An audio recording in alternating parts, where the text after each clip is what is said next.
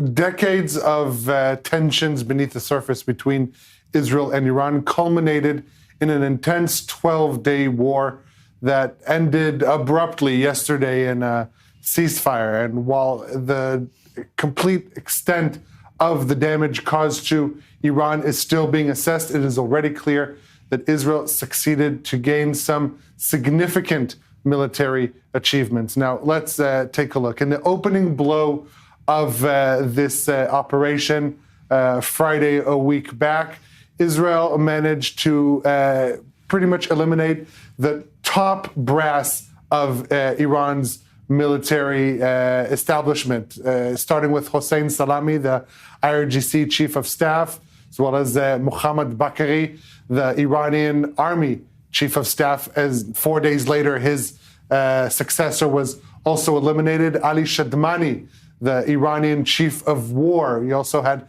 Saidi Zadi, the IRGC commander of the Palestine branch and the interlocutor between Iran and Palestinian terror groups like Hamas. Also, Amir Ali Hajizadeh, the IRGC commander of the aerospace force responsible for all the drone operation by Iran, as well as Fayardun Abbasi, Iranian chief nuclear scientist. He's one of no fewer than 14 nuclear scientists in Iran that was eliminated by Israel. Now, besides the top military brass, Israel also, one of its two main stated goals was going after Iran's ballistic missile program, with the stated goal of severely degrading it, what Netanyahu described as an existential threat on Israel. So on the eve of this war, Iran had in its storage facilities roughly 2,500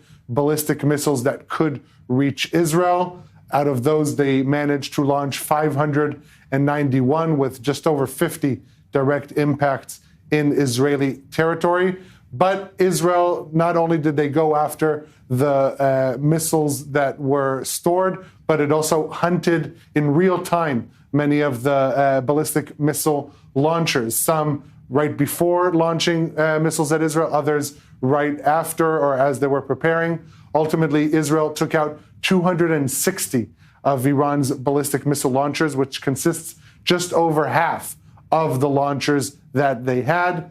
And of the missiles that were destroyed on the ground, talking about 800 to 1,000. So well over half of Iran's ballistic military program aimed at Israel no longer exists. But perhaps the main goal, the main existential threat posed by Iran is its nuclear program. And Israel struck no fewer than 8 of its key nuclear facilities. Among those, the top 5 are the Natanz uranium enrichment facility. This was completely destroyed. This is also pretty much what IAEA chief Rafael Grossi admitted to. The other element of the enrichment angle of Iran's nuclear program, Fordo enrichment facility buried deep inside the mountains. Now, that was struck. If we could just go back to the previous map,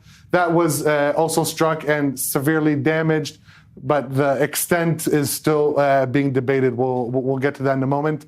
The Arak plutonium site, as well as the heavy water reactor, that was almost completely destroyed, as well as the Isfahan uranium conversion plant, which takes the enriched uranium and converts it to material that is able to be used in a bomb, and Parchin, that is the massive military complex just outside, just south of the capital, Tehran. This is where the Iranians worked on the bomb elements of their nuclear bomb program. This was also severely damaged. There were 3 other sites, but these are the main 5 that were targeted. But specifically on Fordo, it's highest in the headlines right now because there is a debate as to the extent of the damage. So President Trump says it was completely obliterated.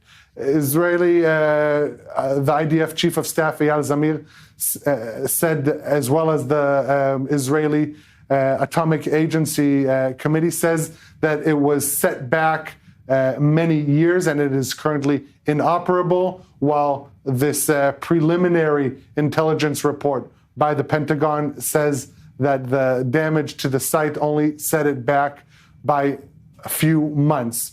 Ultimately, the truth is probably somewhere in between, but when you have the Iranian spokesperson of the foreign ministry saying that as a whole, Iran's nuclear facilities were severely damaged, you can say that this is another major success by Israel in this 12-day war. Despite the heavy losses on the home front, 29 people were killed, as well as numerous buildings destroyed, thousands displaced. But ultimately, in terms of the military gains and achievements of this war, it is already clear that Israel marked some substantial successes.